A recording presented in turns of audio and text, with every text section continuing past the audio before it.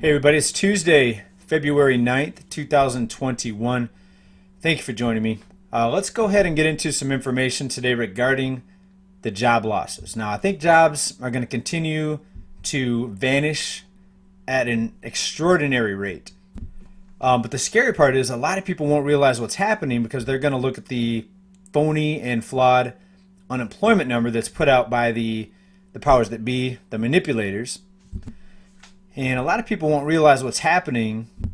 And as more and more people have to rely on payouts and unemployment checks, I think we're going to start seeing more people wake up. But let's take a look at what's happening now.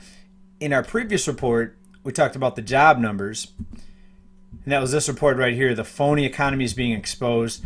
And there we talked about how the jobs added in January was about 49,000. But the new unemployment filings or jobs lost based on the unemployment filings continues to be between 700 and 9,000 every week. So let's just take the low end of that number weekly, which is about 700,000, which is actually too low, but just for comparison, multiply that by 4 weeks, approximately a month, right? You're looking at 2,800 job losses, new unemployment filings, compared to 49,000 new jobs created, non-farm payrolls. Okay, so again, 2,800,000 compared to 49,000 jobs added. You see what I'm getting at here? But yet the unemployment number is going down. So this is an absolute free fall economy right now.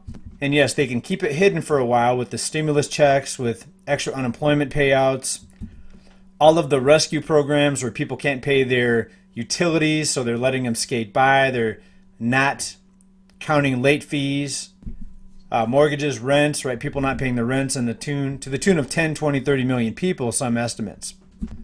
But some more recent events are now going to escalate the job losses. Now, we also talked a few reports ago about how Kroger had to close down a few locations because of a required $4 an hour pay bump. And if you didn't see that report, how it works is many retailers and grocery stores included have very thin margins. While the company may be doing good as a whole, there may be some locations that struggle. That's why you see even big successful companies, they'll have to close down certain locations because they're underperforming. In the example we use is Starbucks, right? Overall, they're doing very good. The drive-thrus, you see lines of cars down the road, but there still may be some locations that close.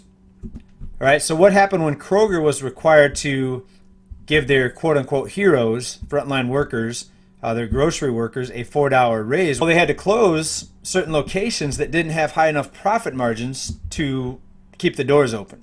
All right, so what's going to happen here, and this is out of Yahoo Finance, with a $15 an hour minimum wage? Well, it's reported right here that it's going to hammer even some big retailers, kind of like what we saw with Kroger. And while on the surface this may seem like a good thing, okay, you're raising minimum wage, people will make more, hip hip hooray, right? Everything is fine.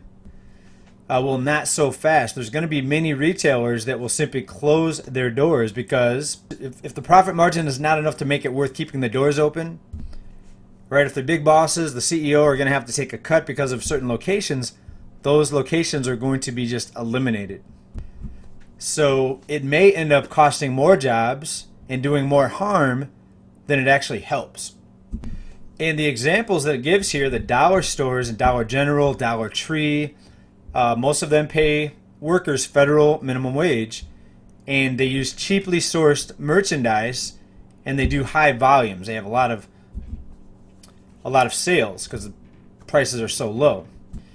And Dollar General and Dollar Tree will be forced to shell out as much as $700 million and $500 million, respectively, more in annual wages. Now, this is going to gradually raise minimum wage from where it is now, $7.25 an hour, to $15 an hour by 2025. So based on what we've seen so far, it looks like this is going to backfire. It looks like this could actually cause more job losses and cause more harm than it helps. Oh, JJ, you're against raising the minimum wage. These people can't make $7 an hour. You're so mean. How dare you? Da, da, da, da. Right? Of course, we want people to make more money. But would you rather have someone making some money versus no money? right? Look at all the people that lost their job at Kroger in Long Beach here, like we talked about a few episodes ago. Instead of getting the hero pay bump, the $4 an hour, they lost their jobs because they had to close down those locations, right? No, I'm not saying I'm thinking that $7 an hour is enough. It's not enough. But $7 an hour could be enough if it were not for the inflation that's caused from the money printing, right? So when you have an economy that's based on consumerism and lending and spending and going into debt, and it's mostly service sector, very little manufacturing, about 70% of the jobs are service sector. Well, in an inflationary economy like this, you're always going to have to increase the minimum wage. But if you didn't have that type of economy, people could actually get by on lower wages. And combine that with more and more automation, right? Your checkout people at these stores, sorry, we have self-checkout.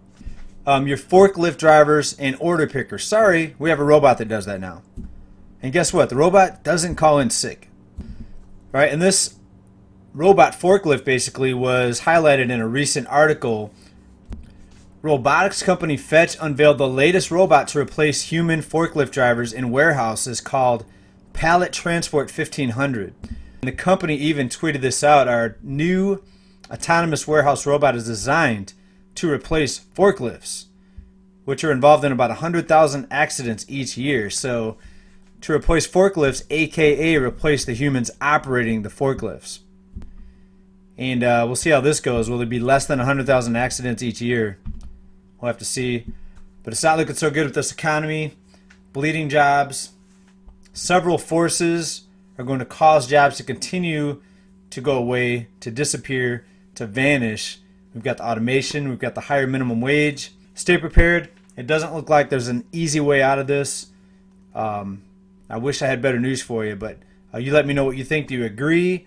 Or is the minimum wage going to help everybody? It's going to bring everybody out of poverty. No one will need payouts. No one will need handouts. No one will need stimulus checks. No one will need unemployment because the minimum wage is going to fix everything at $15 an hour. You let me know, everybody. Thanks for watching. Stay well, stay safe, stay prepared. Bye for now. Peace.